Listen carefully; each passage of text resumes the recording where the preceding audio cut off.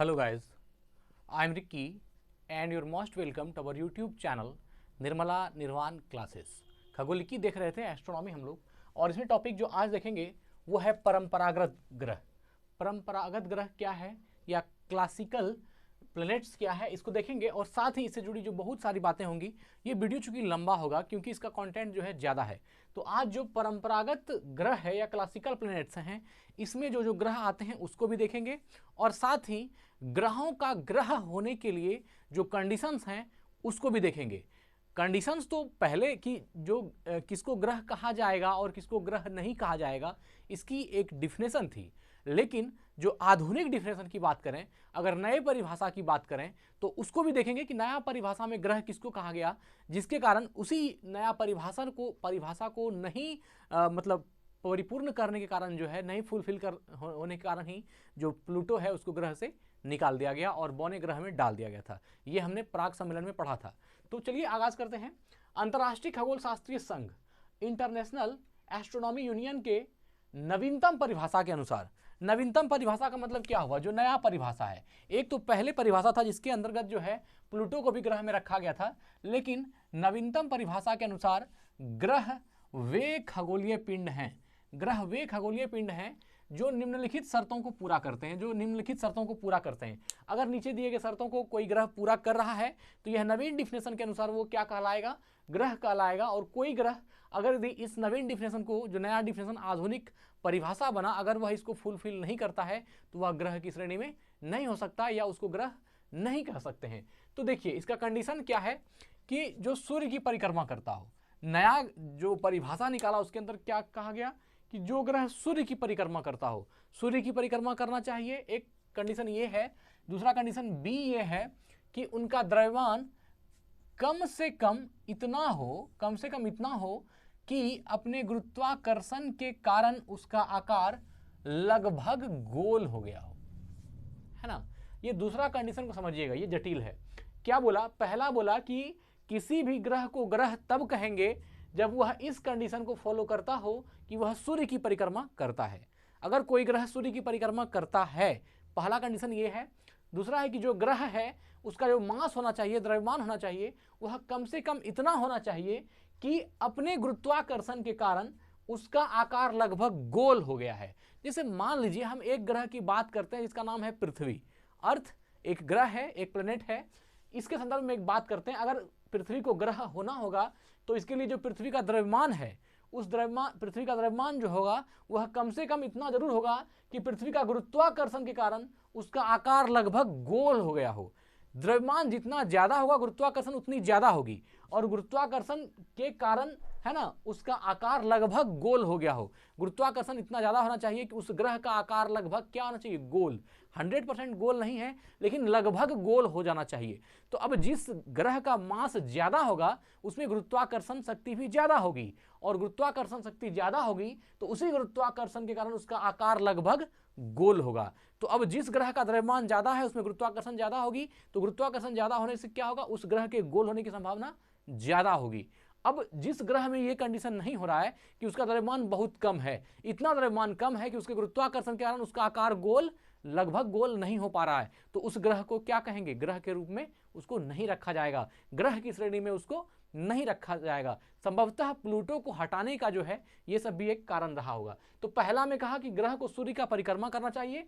दूसरे में कहा कि जो ग्रह कहलाना लायक तब होगा जब उसका द्रव्यमान कम से कम इतना होना चाहिए कि अपने गुरुत्वाकर्षण बल के कारण उसका आकार लगभग गोल हो गया हो। और तीसरा कंडीशन दिया कि वह अपने पड़ोसी पिंडों की कक्षा को नहीं लांघता हो, मतलब अपना पड़ोसी पिंड का जो कक्षा है उसको वह नहीं लांघता हो, मतलब वह अपनी कक्षा में घूम रहा है, किसी पड़ोसी की कक्षा को नहीं लांघता है। अगर कोई ग्रह अपनी पड़ोसी ग्रह की कक्षा को लांघता है तो वह ग्रह नहीं कहलाएगा। यह 3 कंडीशन ऐसे रखे गए, ये आप समझ सकते हैं। अंतर्राष्ट्रीय खगोल शास्त्रीय संघ IAU के नवीनतम परिभाषा में इस तीनों कंडीशन को लागू किया गया। अब जो भी ग्रह है वह अगर इस तीनों ही कंडीशन को फॉलो करेगा तब वह ग्रह कहलाएगा, नहीं फॉलो करेगा तो नहीं कहलाएगा। पहला कंडीशन क्या बोला कि कोई भी ग्रह ग्रह तब कहलाएगा जब वो सूर्य की परिक्रमा करेगा, सूर्य का चक्कर लगाएगा। दूसरा में क्या कहा कि कोई भी ग्रह ग्रह तब होगा जब उसका कम से कम द्रव्यमान इतना होना चाहिए कि उसके गुरुत्वाकर्षण के कारण उसका लगभग आकार गोलाकार हो जाना चाहिए। और तीसरा कंडीशन का क्या कहा कि वह अपनी कक्षा के अलावा किसी पड़ोसी ग्रह की कक्षा को नहीं लांघता हो। अगर इस तीनों कंडीशन को फुलफिल करता है कोई ग्रह तो वह सचमुच ग्रह कहलाने के काबिल है, और जिसमें ये क्षमताएं नहीं है, ये तीनों केस नहीं है, वह ग्रह नहीं है। यह जो है नवीनतम परिभाषा बता रही है खगोल शास्त्रियों की या खगोल शास्त्रीय संघ की, जो है ये एक नवीनतम डिफिनेशन हुई। इसलिए क्या हुआ, प्लूटो को इसमें से कोई फॉल्ट हुआ होगा, प्लूटो को जो है हटा दिया गया, और 9 ग्रह से हम लोग कितना ग्रह जानते हैं, अभी सिर्फ 8 ग्रह ही जानते हैं कि 8 ही ग्रह है, और उसको बौने ग्रह की श्रेणी में रख दिया। किसको, प्लूटो को। बौना ग्रह किसको बोलते हैं, तो यह जो है आपका ड्वार्फ प्लेनेट, ड्वार्फ प्लेनेट बौना ग्रह बोलते हैं ना, तो इसको क्या कर दिया, बौना ग्रह की श्रेणी में रख दिया। किसको, तो प्लूटो को, प्लूटो को बौना ग्रह की श्रेणी में रख दिया गया। ठीक है, ग्रह जो है यह ग्रह को अंग्रेजी में क्या बोलते हैं, प्लेनेट। ग्रह को इंग्लिश में क्या कहा जाता है, प्लेनेट। देखिए ग्रह को बोलते हैं प्लेनेट, है ना। और प्लेनेट जो बना है यह एक ग्रीक शब्द से बना है जिसको बोलते हैं प्लेनेट्स, है ना। ये हो गया प्लेनेट्स, जो ये जो है ग्रीक वर्ड है।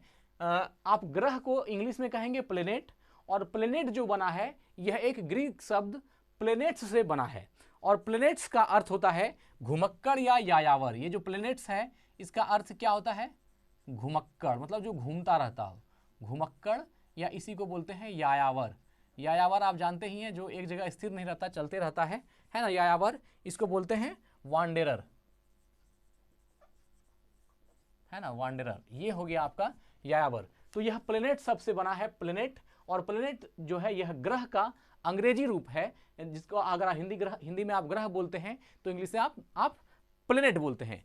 प्लेनेट शब्द ग्रहों की सतत गतिशीलता का परिचायक है। यह क्या है, ग्रह की सतत गतिशीलता का परिचायक है, ग्रह की सतत गतिशीलता का परिचायक है, गतिशीलता का परिचायक है कौन, तो ग्रहों की सतत गतिशीलता का परिचायक है कौन, ये प्लेनेट्स। जो वर्ड है यही ग्रह की सतत गतिशीलता का परिचायक है, इसलिए ग्रहों को क्या कहा जाता है, तो प्लेनेट कहा जाता है। क्या कहा जाता है, प्लेनेट। अब तक ज्ञात ग्रहों का नामकरण रोम के देवताओं के नाम के आधार पर था। इसके पहले जो ज्ञात था, जो भी ग्रह ज्ञात था, तो उन ग्रहों का नाम क्या था, जो रोमन साम्राज्य, आप 11th में पढ़िएगा चैप्टर 11th का हिस्ट्री देखिएगा, तो उसमें जो है रोमन साम्राज्य, जब आप रोमन साम्राज्य को पढ़िएगा, रोमन इंपेरर, तो उसमें ये बात है कि जो ग्रह का नाम रखा गया है वह रोमन साम्राज्य में जो भगवान होते थे, जो उनके गॉड होते थे, उसके नाम पर जो है ग्रहों का नाम रख दिया गया था।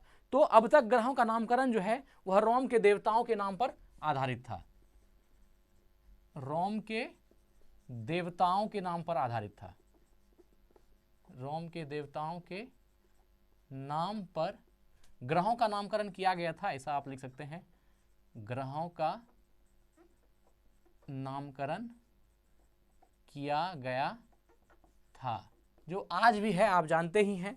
इसमें मर्क्यूरी, वीनस, मार्स, ये सब जो है, ये सब उसके देवता थे रोमन साम्राज्य में, है ना।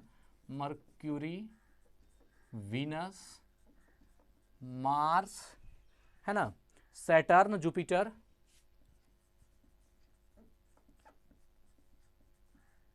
और भी जो है ये सारे ग्रह जो हैं ये सब उसके रोमन देवताओं के नाम हैं, यूरेनस और नेपच्यून, नेपच्यून।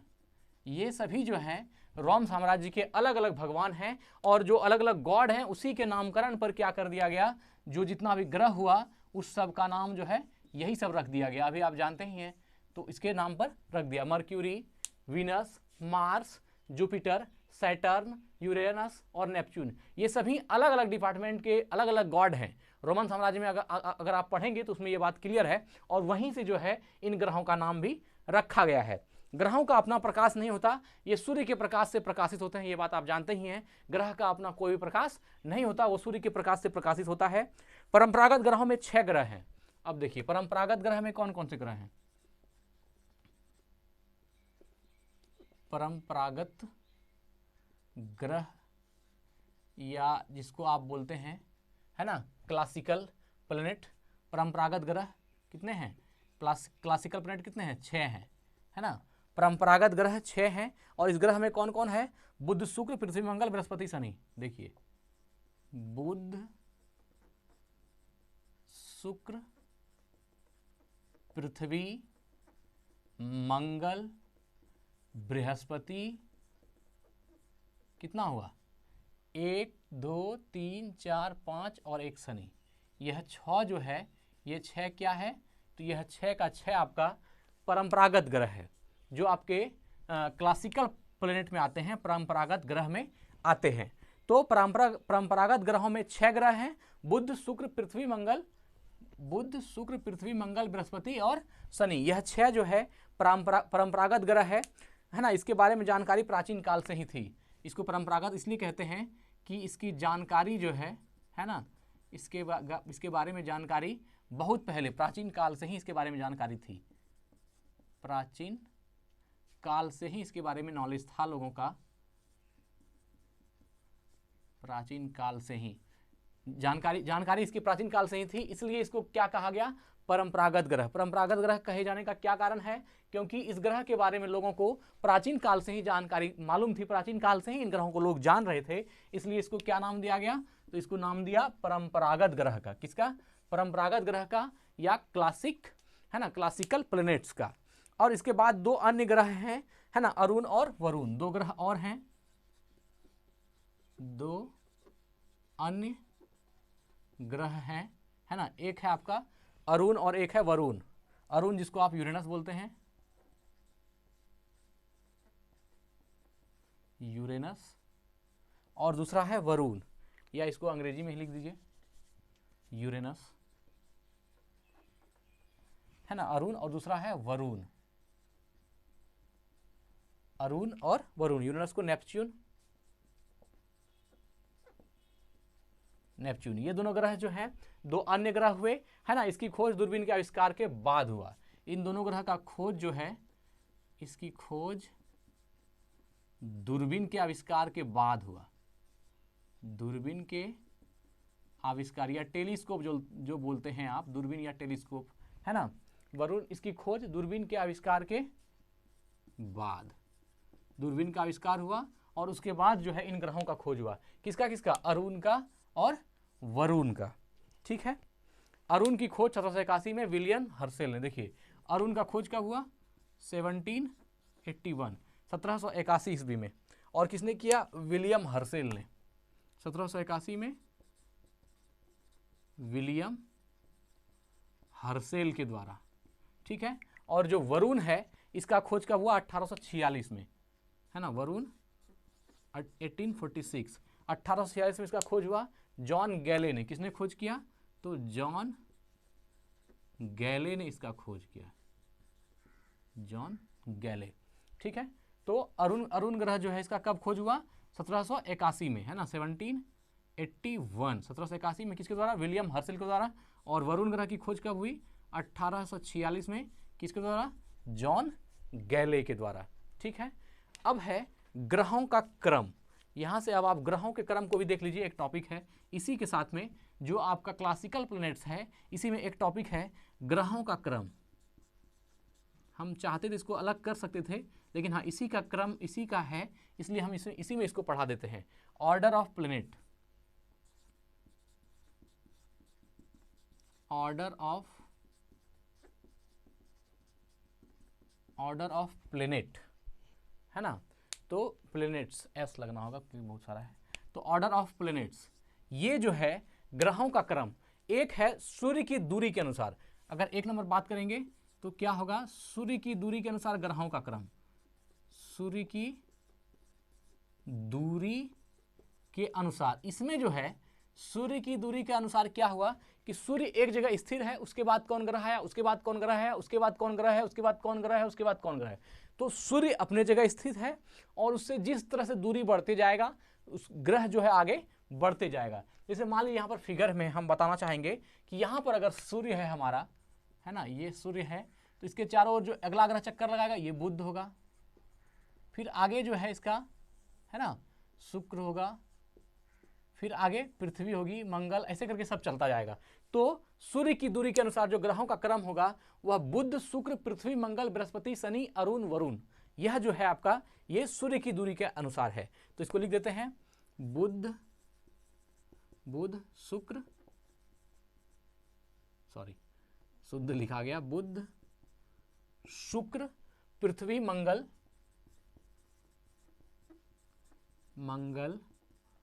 बृहस्पति,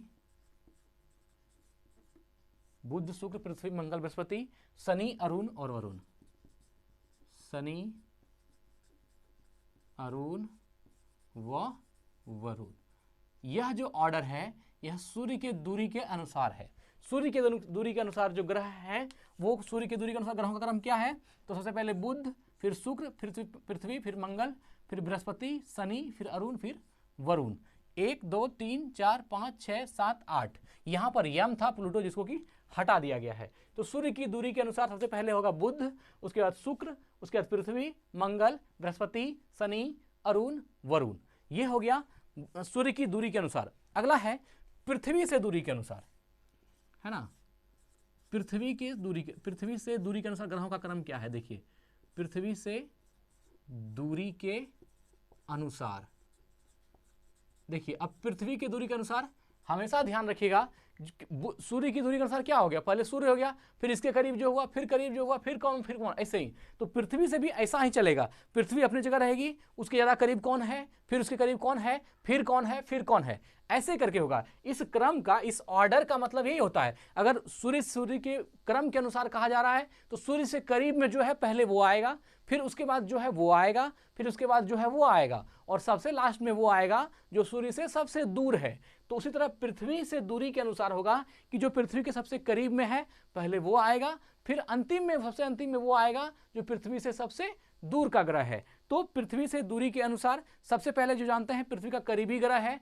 जो पृथ्वी की सिस्टर भी कहलाती है, पृथ्वी की बहन भी उसको बोलते हैं, वो हो गया शुक्र, है ना। उसके बाद शुक्र के बाद कौन है, मंगल, ये जानते ही हैं।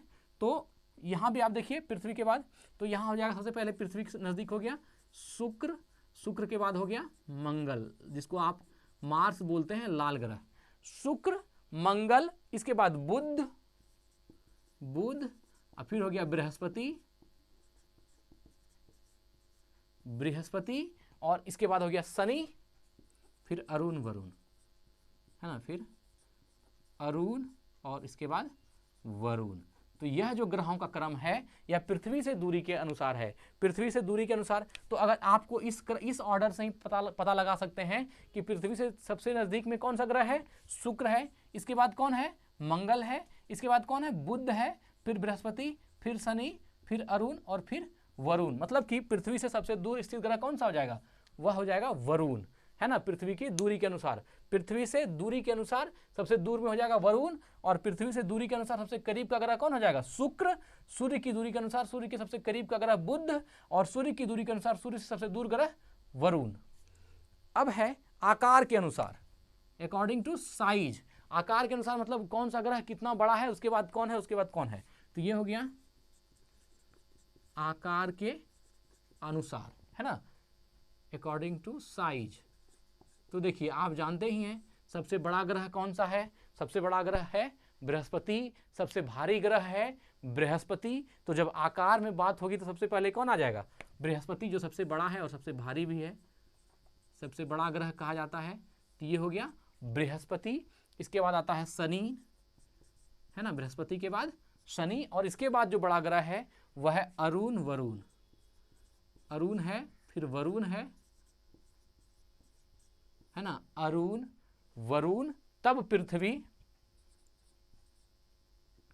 अरुण वरुण के बाद कौन है, पृथ्वी, हाँ, और पृथ्वी के बाद कौन सा है, शुक्र, मंगल और बुध, शुक्र, फिर मंगल, और फिर बुध।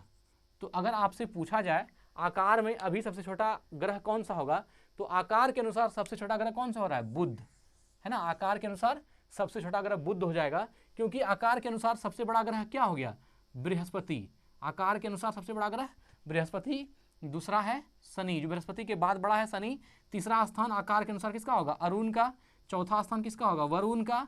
आकार के अनुसार पृथ्वी का स्थान क्या है, पांचवां। अगर आपसे यह प्रश्न पूछा जाएगा कि आकार के अनुसार ग्रहों के क्रम में पृथ्वी का क्रम कितना नंबर पर आता है, तो वह 5 नंबर पर। बृहस्पति, शनि, अरुण, वरुण के बाद पृथ्वी आता है।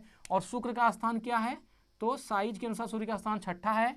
मंगल का क्रम क्या है, तो साइज के अनुसार मंगल का क्रम 7वां है। और सबसे छोटा जो साइज के अनुसार है वह कौन सा है, बुध है, जो 8वें नंबर पर है। तो आकार के अनुसार सबसे बड़ा ग्रह बृहस्पति, उसके बाद शनि, उसके बाद अरुण, उसके बाद वरुण, उसके बाद पृथ्वी, फिर शुक्र, फिर मंगल और सबसे लास्ट में बुध, जो सबसे छोटा हो गया। आकार के अनुसार सबसे छोटा ग्रह बुध, आकार के अनुसार हमारी पृथ्वी का क्रम कितना है, तो 5वां क्रम है।